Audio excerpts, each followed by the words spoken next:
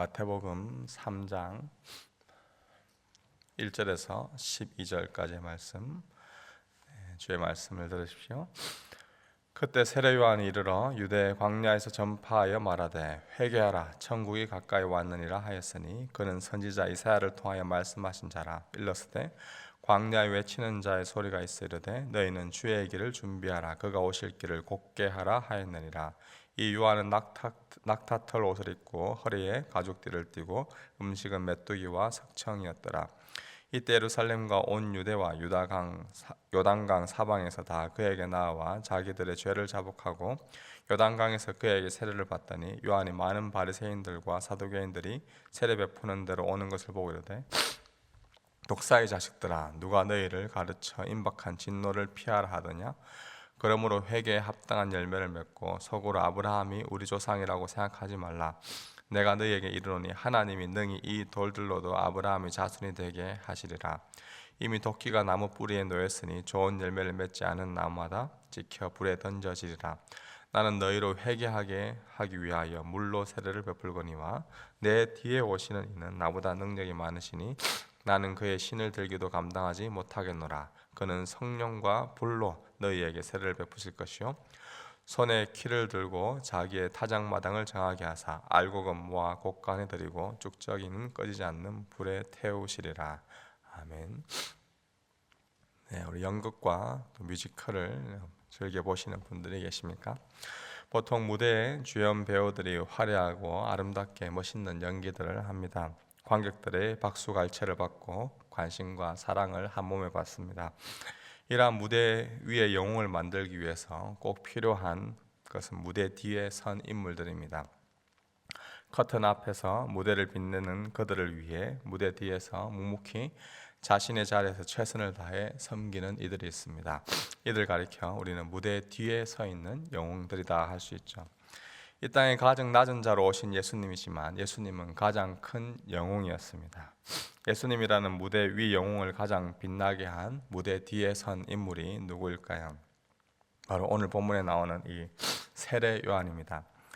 세례 요한은 보통의 사람들이 상상할 수 없는 그러한 소명의식을 가지고 살았던 사람인데요. 1절에 보시면 그때 세례 요한이 이르러 유대 광야에서 전파하여 말하되 회개하라 천국이 가까이 왔느니라 하였으니 세례 요한은 유대 광야에서 전파하며 회개하라 천국이 가까이 왔느니라 라고 외칩니다. 그가 이렇게 한 것은 자신의 뜻이 아니라 하나님의 뜻에 따라 준비되었기 때문입니다. 선지자 이사야를 통하여서 광야에 외치는 자의 소리가 있을 것인데 주의 길을 준비하고 그가 오실 길을 예비할 인물임을 보여줍니다. 자신이 주인공이 아니라 앞으로 오실 주님의 길을 예비하는 사람, 광야에 외치는 자의 소리가 바로 이 세례 요한입니다. 세례 요한은 바로 이러한 광야의 외침이 자신의 부르심, 자신의 소명임을 알았습니다. 그리고 회개하라 천국이 가까이 왔느니라 라고 외치며 자신의 사명을 다하고 있습니다. 고든 맥도날드의 내면 세계의 질서와 영적 성장이라는 책에 보면 인생의 이 두 부류의 사람에 대해서 소개하고 있습니다. 첫 번째는 쫓겨다니는 사람이고 두 번째는 사명에 따르는 사람입니다. 구약의 사울 왕과 같이 늘 쫓겨다니는 그러한 사람이 있는 반면에 세례 요한처럼 사명에 따라 부름받음에 따라 사는 사람이 있습니다.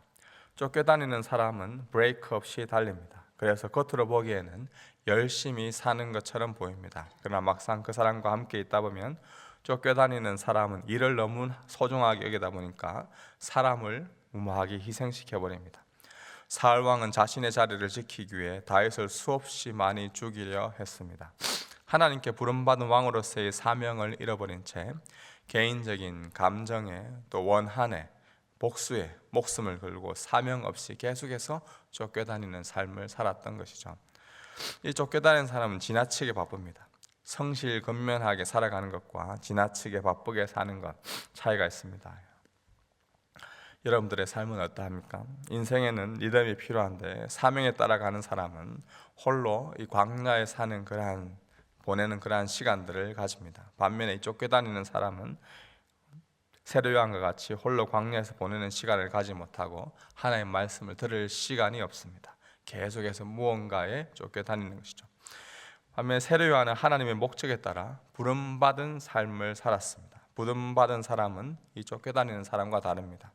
오늘날 모든 이들이 좋아하는 그러한 직업을 추구하고 성공에 몰두하고 남들의 시선에만 정신 팔려 살아가는 그러한 사람이 아닙니다. 어떻게 하든 상사의 눈에 띄어 승진하고 진급하는 것을 삶의 우선순위로 삼고 사업의 번창만을 우선순위로 사는 그러한 사람이 있습니다. 한국을 떠나 이민 왔는데 이왕 한국을 떠나온 거 폼나게 성공해야지, 폼나게 살아야지, 남들의 인정과 시선에만 몰두하며 정신없이 달려가는 사람이 있습니다. 이러한 사람이 바로 쫓겨다니는 사람입니다. 반면에 이 세례 요한은 부름받음에 따라, 소명에 따라 자신의 사명을 잘 감당하고 있습니다. 3절에 보시면 그는 선지자 이사야를 통하여 말씀하신 자라. 일러스되 광야에 외치는 자의 소리가 있어 이르되 너희는 주의 길을 준비하라, 그가 오실 길을 곧게 하라 하였느니라. 세례 요한은 자신이 어떤 사명을 가지고 살아야 할지 명확히 알고 그 길을 달려갔던 자입니다. 이사야 선지자의 예언에 따라 광야에 외치는 자로서 주의 길을 예비하는 자, 예수님을 위한, 예수님을 향한, 예수님에 의한 소명을 세례 요한이 가지고 있었던 것입니다. 그리고 모든 곳에서 주어진 삶에서 바로 예수님의 그 오심을 준비하며 살았던 자, 세례 요한은 예수님을 위해 길을 예비하고 예수님을 증거하는 그 사명을 가지고 살았던 자입니다. 그리고 놀라운 것은 예수님이 무대에 등장하자 그는 조용히 사라집니다. 세례 요한은 철저히 광야에서 홀로 있는 동안 사람들의 인기나 평판에 의한 삶이 아니라 하나님을 의지하며 살았습니다. 그래서 세례 요한을 가리켜서 우리는 코람데오, 하나님 앞에서 사는 삶을 살았던 사람이다라고 할 수가 있죠. 하나님께서 맡기신 자신의 소명을 기억하며 그 사명대로 살았던 자입니다. 사랑하는 주의 백성 여러분, 2025년 여러분에게 주신 하나님의 소명, 하나님의 부르심은 무엇입니까? 하나님이 나에게 주신 사명에 따라가는 삶이 되는 이 한 해가 되길 기도하십시오. 쫓겨다니는 인생이 아니라 부름받음에 합당한 삶을 살아가는 인생 되게 해달라고 기도하십시오. 때로는 세례 요한과 같이 외롭고 고된 광야의 인생이 계속해서 올 한 해 우리의 삶의 현장 가운데 펼쳐질 수도 있습니다. 남들의 인정과 칭찬, 성공과 번영이 아니라 내가 가는 이 길이 광야의 인생 길입니다. 그럼에도 불구하고 사명자는 그 길을 걸어갑니다. 나에게 주신 기도의 사명이 있다면 이 새벽에 기도하는 그 일을 계속해서 하십시오. 나에게 주신 전도의 사명이 있다면 그 자리에서 사람을 구하는 그 일에, 영혼 구하는 그 일에 전심전력을 기울이십시오. 나에게 교육부서를 섬기라는 사명을 주셨다면 그곳에서 주의 길을 예비하는 은혜가 있기를 소망합니다. 무엇보다 예수님이 드러나야 할 때, 무대에서 예수님이 등장하실 때 세례 요한처럼 멋지게 퇴장하며 예수님만 영광 올려드리고 예수님의 십자가만 자랑하는 우리의 삶이 되기를 주님의 이름으로 축복합니다. 우리 아까 불렀던 새 찬송가 323장, 통일 찬송가 355장 1절